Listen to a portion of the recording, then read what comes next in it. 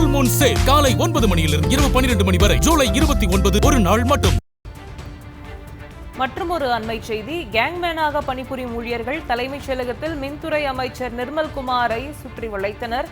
தங்களுடைய கோரிக்கையை நிறைவேற்ற வேண்டுமென தாவேகா அமைச்சர் நிர்மல்குமாரை முற்றுகையிட்டதால் சிறிது நேரம் பரபரப்பு ஏற்பட்டு இருக்கிறது. மின்வாரியத்தில் தினக்கூலி அடிப்படையில் பணியாற்றும் ஒப்பந்த ஊழியர்கள் பணி நிரந்தரம் கோரி உண்ணாவிரதம் மேற்கொண்டுள்ள நிலையில் இந்த முற்றுகை நடைபெற்று இருக்கிறது.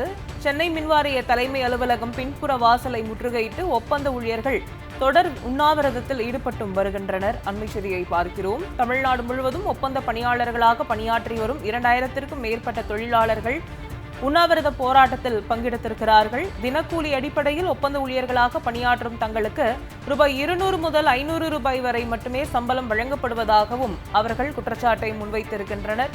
முழு விவரங்களை எமது செய்தியாளர் தீபாவிடம் கேட்கலாம். வணக்கம் தீபா. மின்துறையில் பணியாற்றும் கேங்மேன்களின் கோரிக்கைகள் என்னவாக இருக்கு? விவரத்தை பதிவு பண்ணலாம். ஒப்பந்த ஊழியர்களாக கடந்த 15 ஆண்டுகளாக கான்ட்ராக்டில் வேலை செய்யும் கேங்மேன் ஊழியர்களை பணி நிரந்தரம் செய்ய வேண்டும். ஆனால் கடந்த 5 ஆண்டுகளுக்கு முன்பாக தேர்வு செய்யப்பட்ட, அதாவது தேர்வு எழுதிய கேங்மேன்கள், அதாவது 0, 2, 7 என மதிப்பெண் பெற்ற அந்த தோல்வியடைந்தவர்கள் எல்லாம் பணம் பெற்றுக்கொண்டு தாவேகா அரசு தற்போது அவர்களை கேங்மேனாக பணிபுரிய அரசாணையும் வெளியிட்டிருக்கு. இது எந்த வகையில் நியாயம்? தொடர்ந்து பார்த்தீர்கள் என்றால் நாங்கள் 15 ஆண்டுகளாக உயிரை பணியை வைத்து டிரான்ஸ்பார்மர் மற்றும் கரண்ட் போகும் அந்த வயர்களை எல்லாம் பணிபுரிந்து வரும் எங்களை போன்ற 15,000 மேற்பட்ட ஒப்பந்த ஊழியர்களை எங்களை பணி நியமனம் செய்யாமல் தேர்வில், அதாவது தேர்வில் அதிக மதிப்பெண் பெற்றவர்களையாவது தேர்வு செய்திருக்கலாம். ஆனால் 0, 2, 7 என மதிப்பெண் பெற்றவர்களை எல்லாம் பணம் பெற்றுக்கொண்டு அவர்களை பணி நியமனம் செய்வது எந்த வகையிலும் அரசு வருவதற்கு முன்பாக நாங்கள் உங்களுடன் இருக்கிறோம் என்று வாக்குறுதி எல்லாம் கொடுத்துவிட்டு தற்போது பணம் பெற்றுக்கொண்டு இப்போது அவர்களுக்கு பணி நியமனம் செய்வது எந்த வகை நியாயம் என தலைமைச் செயலகத்தில் மின்சாரத்துறை அமைச்சர் நிர்மல்குமாரிடம் கேள்விகளாக எழுப்பி அவரை சுற்றி வளைத்தனர். நிர்மல்குமார் அவர்கள் எந்த பதிலும் கூறாமல் பார்த்துக் கொள்ளலாம் என்று அவர்களை தெரிவித்தவன் பத்திரிகையாளர்கள் வந்தவுடனே அவர்களை புறக்கணித்து விட்டு அவர் காரில் ஏறி சென்று விட்டால் 5 நிமிடம் சரமாரியாக அந்த கேங் கான்ட்ராக்ட் ஊழியர்களான அந்த கேங்மேன் பணிபுரியும் அவர்கள் சரமாரியாக கேள்வி எழுப்பினர். எங்களுடன் இருப்போம் என்று கடந்த முறை எங்களுடைய போராட்டத்தின் போது கூறினீர்கள்.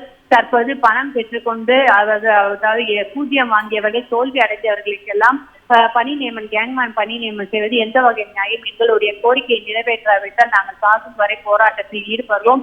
உயிரை பணியை வைத்து நாங்கள் மக்களுக்காக நாங்கள் எங்களுடைய பணியை செய்கிறோம். ஆனால் நீங்கள் எந்த ஒரு எங்களுடைய கோரிக்கையை ஏற்றுக்கொள்ளாமல் எங்களை அலட்சியப்படுத்தி வருகிறீர்கள். ஆனால் முதலமைச்சர் எங்களை பார்க்க கூட விடவில்லை, நீங்களும் முறையாக பதில் கூறவில்லை என தெரிவித்து அந்த கேங்மேன், அதாவது தலைமைச் செயலகத்திற்கு வந்த அந்த கேங்மேன் ஊழியர்கள், ஒப்பந்த ஊழியர்கள் அனைவருமே மின்சாரத்துறை அமைச்சர் நிர்மல்குமாரை தலைமைச் செயலகத்தில் சுற்றி வளைத்து கேள்வி மேல் கேள்வி எழுப்பி அவரால் ஒன்றும் செய்ய முடியாமல் காரில் ஓடி சென்று காரில் ஏறினார்.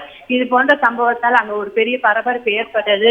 எங்களுக்கு வாக்குறுதி கொடுத்துவிட்டு அதை காற்றில் பறக்க விடுவது எந்த வகை நியாயம் என இந்த கேள்விக்கெல்லாம் மின்சாரத்துறை அமைச்சர் எந்த பதிலும் கூறாமல் காருக்குள் சென்று விட்டார். இருந்த போது எங்களுடைய கோரிக்கை நிறைவேறும் வரை நாங்கள் உயிரை கொடுத்து எங்களுடைய கோரிக்கை நிறைவேற்றும்.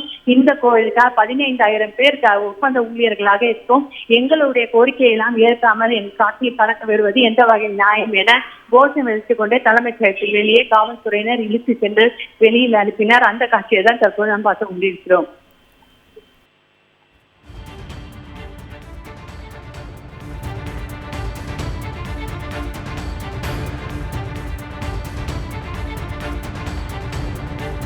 ஃபுல் மூன் சேல் காலை 9 மணியிலிருந்து இரவு 12 மணி வரை ஜூலை 29 ஒரு நாள் மட்டும்.